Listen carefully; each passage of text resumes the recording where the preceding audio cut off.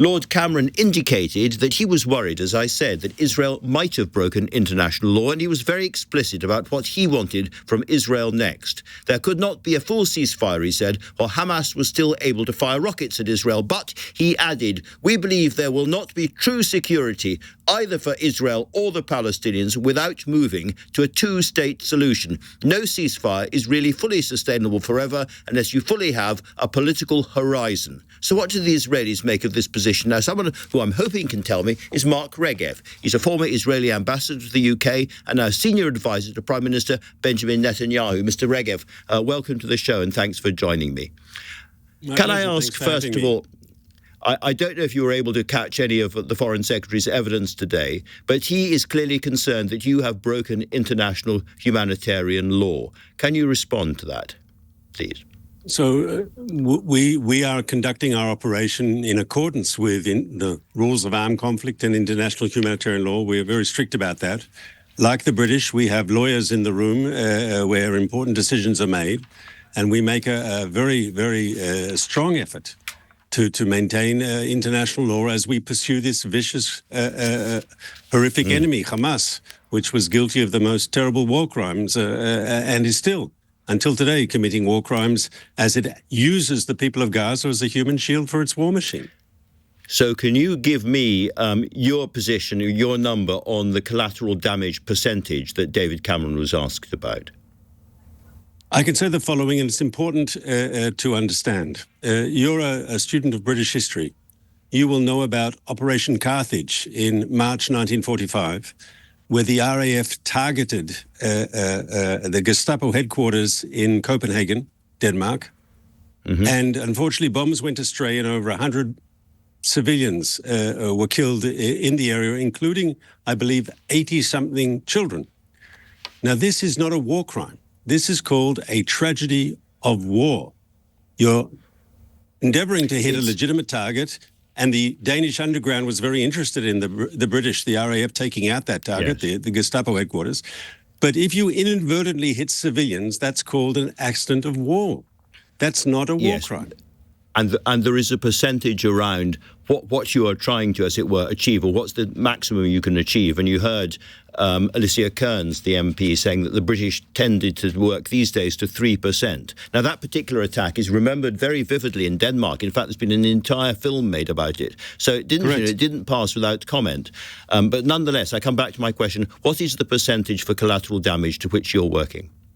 So I'm not sure about the percentage figure, but we do talk about, in military circles, they talk about a combat to civilian ratio. All right. What is an acceptable ratio? Yes. And my understanding is that when your country was involved in anti-terrorist operations, as the previous speaker said, against Daesh, against ISIS in places like Mosul and Fallujah, we were talking about 1 to 4, 1 to 5. That means for every terrorist killed there were up to 4 or 5, unfortunately, civilian casualties. My understanding of the Israeli numbers is that they are much lower than that. And when the dust settles from this conflict, when all the facts are out there, I believe it will be very apparent all the efforts the Israeli Defense Forces went to show our effort to try to keep civilians out of harm's way. So let's return to the other thing that David Cameron said very forcibly, which is that he didn't think there could be any sustainable ceasefire until there was progress towards a two-state solution. The two-state solution couldn't be pushed off the table, in his view, both for the security of the people living inside Gaza, but also for the security of the Israeli state. How do you respond?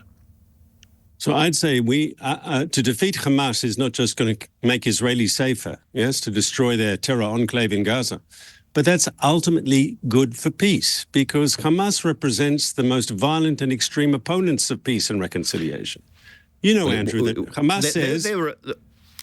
We both know also, Mr. Regev, that Prime Minister Netanyahu said that if you want to stop a two-state solution, you have to support Hamas. He was talking to a Likud meeting. Andrew, that was misreported. No? That was misreported, and actually the reporter who wrote the article clarified recently that he did not say those remarks. That's I hate to say it; it's an urban myth. Okay, well, let's dispose of the urban myth and return to the two-state solution, if we could. What is your reaction to the insistence that there must be a two-state solution or a political road towards one before there can be a proper peace?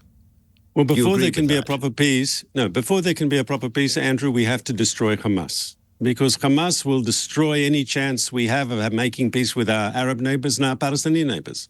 Hamas represents the most extreme and violent elements in the Arab world. Hamas says openly that my country has no right to exist in any borders. Hamas says openly that any Arab who signs a peace treaty with Israel is a traitor to Islam and to the Arab world. And we know what they think needs to be done to try.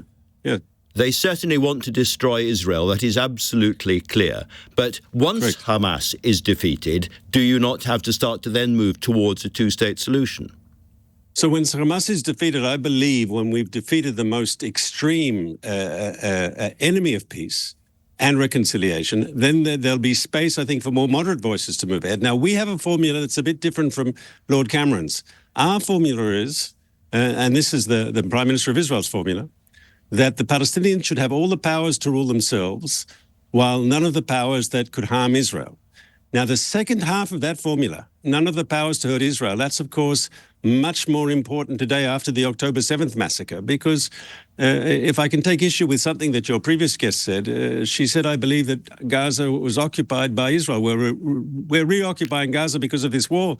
But we weren't in Gaza. Law, that is true. Yeah. No, but no, it's really nitpicking, because in 2005, you'll recall, Ariel Sharon pulled out of the Gaza Strip. He took down all the settlements. The people there who didn't want to leave were forcibly removed. We pulled back to the 1967 line, which is the international community. I mean, how does one say Hamas controls Gaza and yet Israel occupies it? It's a logical contradiction.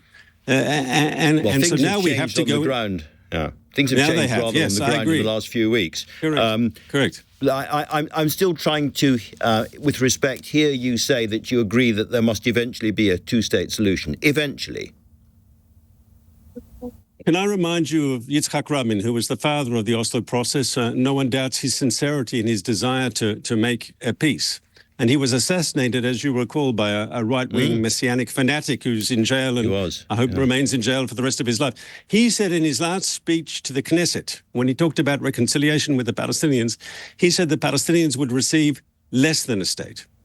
And I think it's obvious, because he knew that such a state would have to be demilitarized, that such a state would have to be unable to sign, let's say, military pacts with countries like Iran and so forth. There would be restrictions on their sovereignty. And so I think the formula that I spoke about all the powers to govern themselves and yet none of the powers to threaten Israel, I think that's a safer terminology. Well, I think many people will be picking over those words with great interest over the next few hours and days. Mr. Regev, thank you very much for talking to LBC tonight.